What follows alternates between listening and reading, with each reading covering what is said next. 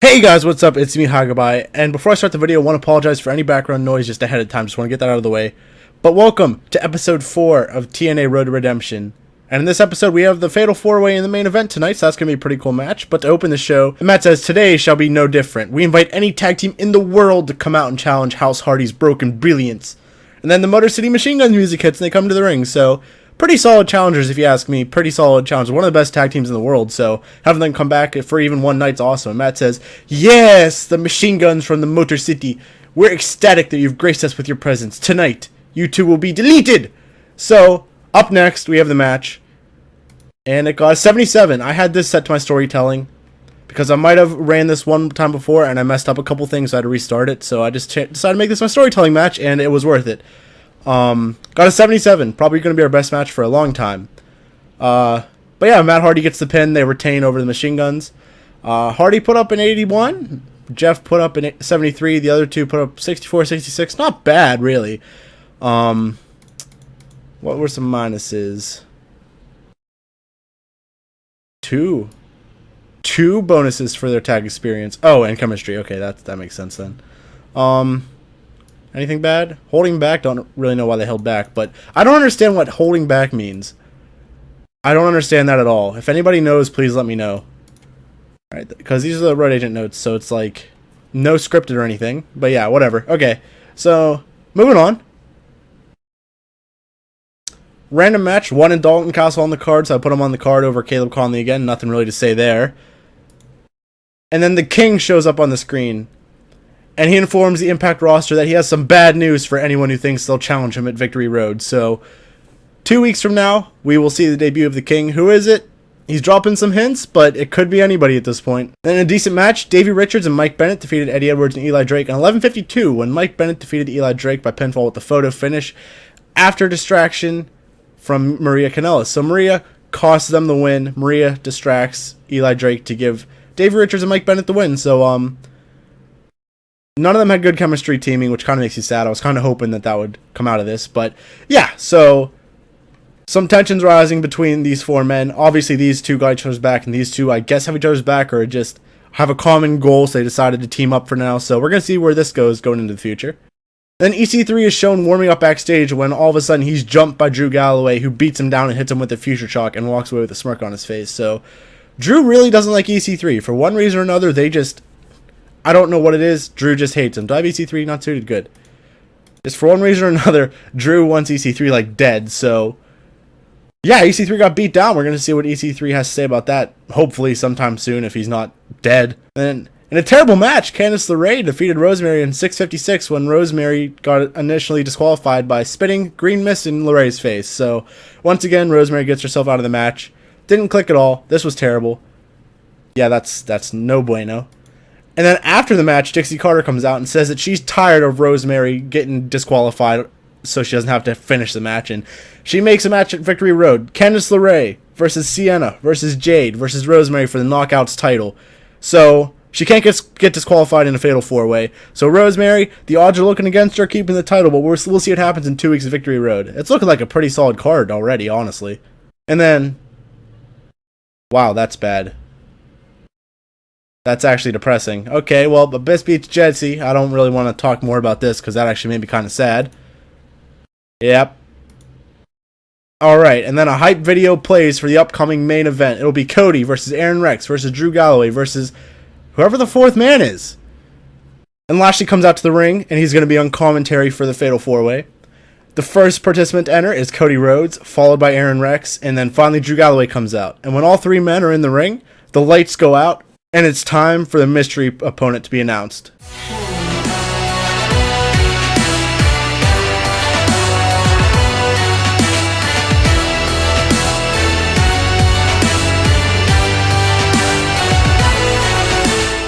And the fans are all going crazy. It's the perfect 10. And Elijah Burke says, what the hell? That's Ty Dillinger. He's the surprise entrant.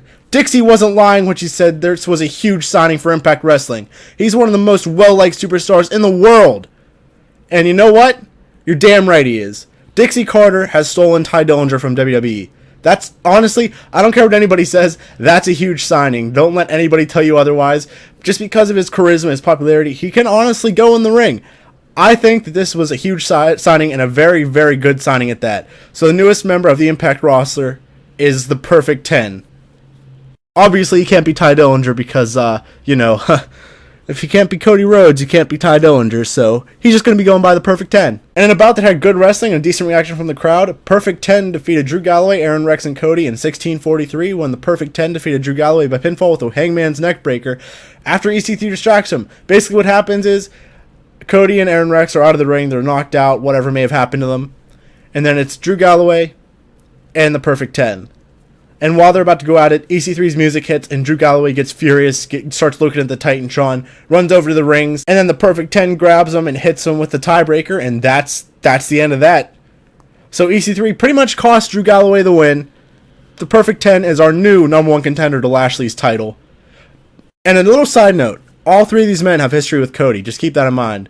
Cody was a tag team with Drew, he was a tag team with Rex, and back in his developmental days, he was in a tag team with Shawn Spears, who's now known as Perfect 10. So just keep that in mind that all these men have history together. Well, at least around Cody, they all have history, so that was just kind of a little undertone that I wanted to throw in there. I thought it was pretty cool. And then after the match, the Perfect 10 goes on the top turnbuckle, is celebrating, and he points to Lashley and makes the belt gesture around his waist, saying that he's coming for his belt and he's going to be the next TNA champion, and that's when Impact goes off air.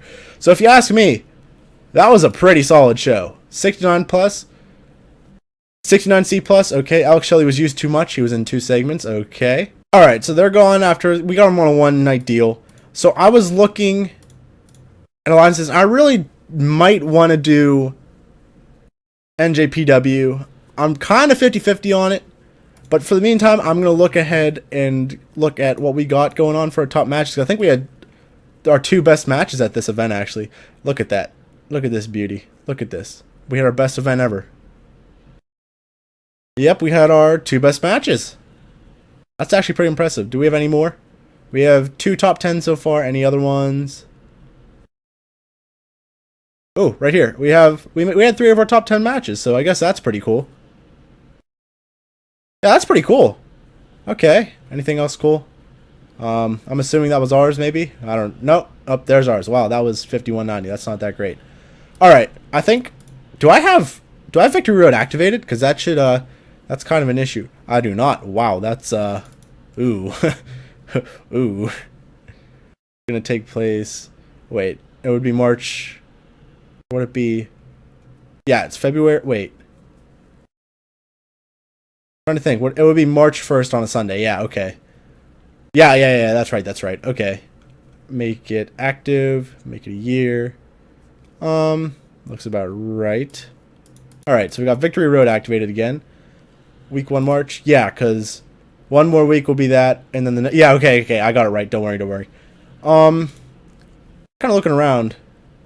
Look at that. Our franchise player is the king. That's some good news. Or maybe it's some bad news.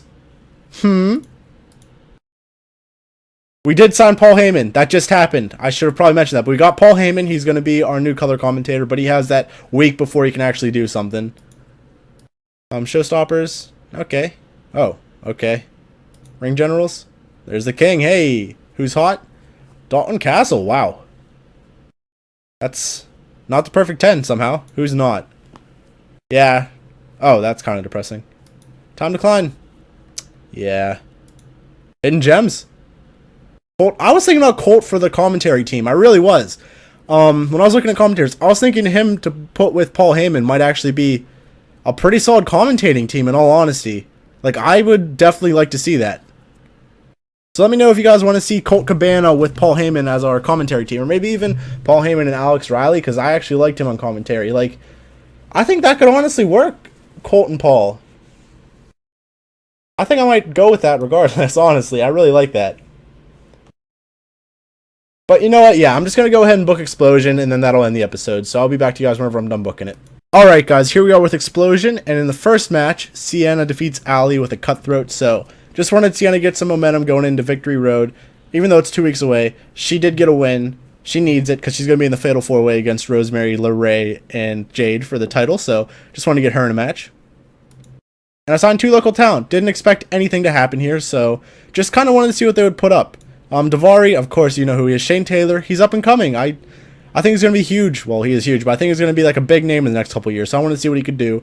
Davari's not terrible. Bringing him in for the X Division might not be the worst idea ever. Or at least having him on Explosion for a while right now.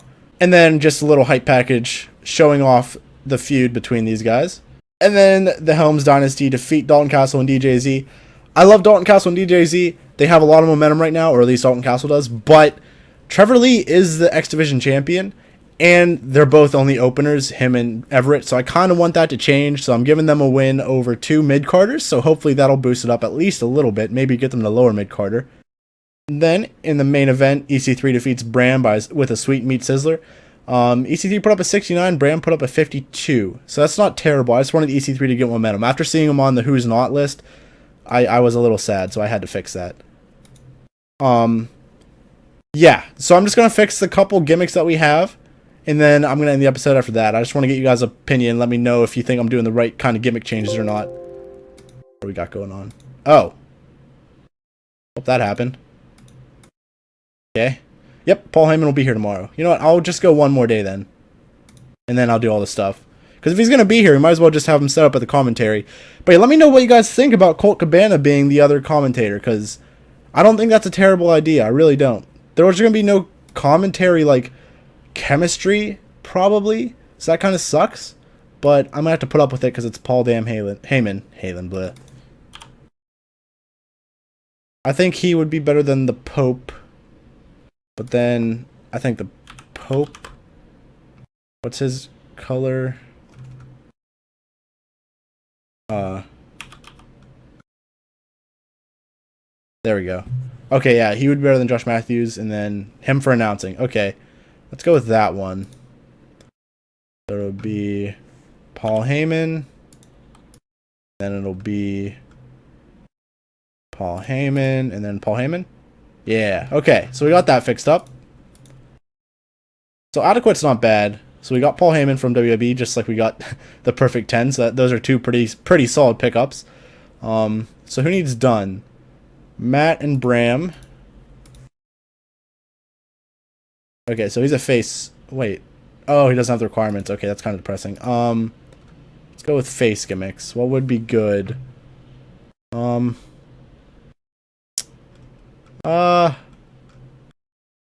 actually not sure. Horny pensioner, of course.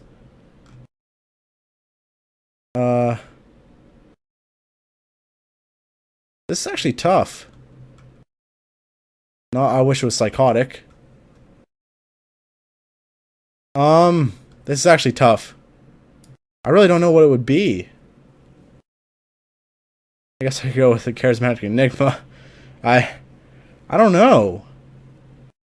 Do I get? No, that's fucked up.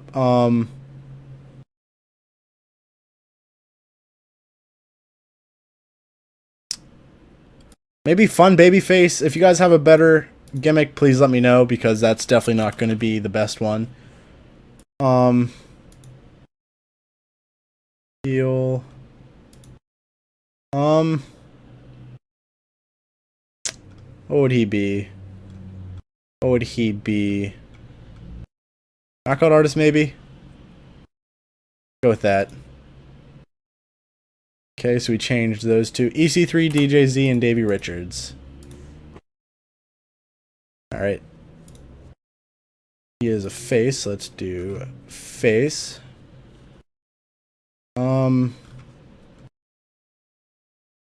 Let's go with fan favorite, because that's pretty much what he is at this point. EC3, DJZ. Oh, you can't be a DJ. Cool. Literally what he does, but... fun babyface. Let's go with that. And then lastly, we got Davey. Alright, let's go with heel.